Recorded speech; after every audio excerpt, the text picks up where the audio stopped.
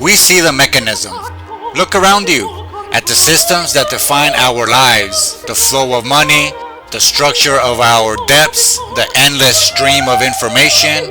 For a long time, it can feel like weather, a natural, unpredictable force we just have to live with. But what if it's not weather? What if it's engineering? This isn't about conspiracy, it's about mechanics. A mechanism is just a system of parts working together. For the last century, our social world has been increasingly built on a specific kind of mechanism. One designed for control, efficiency, and prediction. Philosophers call this instrumental reason, a way of thinking that sees the world as a machine to be optimized, and in that machine, people can become cogs. Our needs, our dreams, our communities become data points, problems to be managed.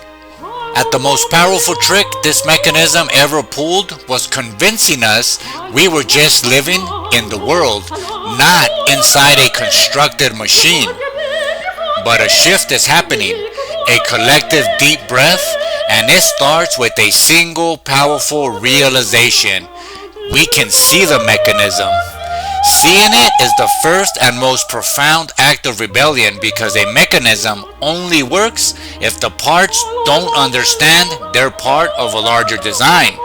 So, let's look at a few of the gears and levers. First, there's the observer effect.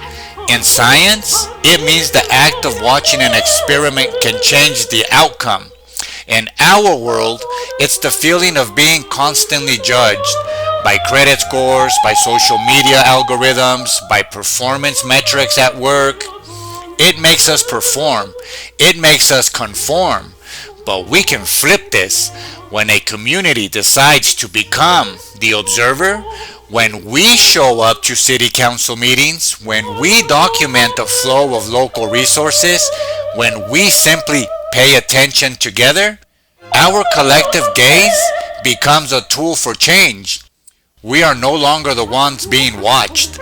We are the ones watching. And that changes everything. Then there's the language the mechanism uses. It often speaks in commands. It demands in a tone that creates pressure and resistance. It's imperative language. Do this. Why didn't you do that? But we can choose a different language, a declarative language. Instead of saying, you have to come to the meeting on Tuesday, we can say, I see the meeting on Tuesday is about the park budget, and a strong turnout could make a real difference. It's not a command, it's an observation, an invitation. It shares information and a perspective without demanding a specific response. It's the language of collaboration, not control. It's how we talk when we see each other as partners, not as parts in a machine. And this leads to the most important part, building a new mechanism, one based on a different principle. The old system thrives on what the philosopher Simone Weil called uprooting, making us feel alienated from our own communities, turning us into numbers. Our work is the opposite. It is rooting. It is the active, natural participation in the life of a community. It's what happens when we move from I to we in a tangible way. This is cut. This is what's known as collective impact.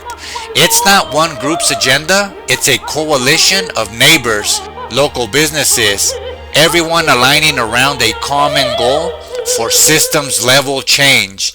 It's the practical application of seeing the mechanism and deciding to build a better one. But understanding the machine and building a new one in the shadows is not enough. It's a start, but it's not the end game. There is one final crucial step, a step that is not about negotiation, but about occupation. We must collectively elevate ourselves to the pulpit. We must crowd that stage. For centuries, the pulpit and the stage have been the exclusive platforms for the manipulator.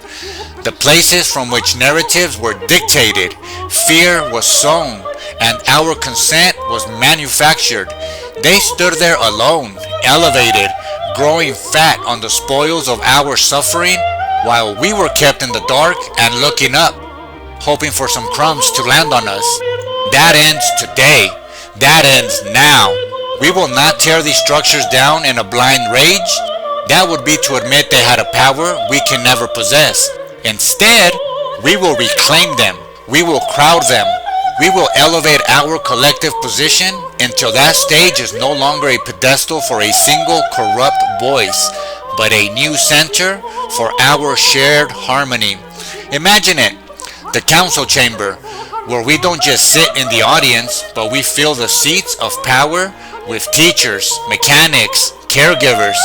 The broadcast studio, where the airwaves carry our community stories of mutual aid, not manufactured crises. The town square, where the message is no longer one of division, but one of shared destiny. We take the tools of isolation and turn them into instruments of connection. This is not a fantasy. It is a strategic inevitability. Once we see the mechanism, the power of the stage was never in the wood or the marble. It was in our belief in its height. Our collective presence dismantles that illusion. We will never go back to being inferior. That chapter is closed. It was a lesson, and it has been well learned. The past taught us how the chains were forged. The future is ours to build without chains. Our new work is to stand together.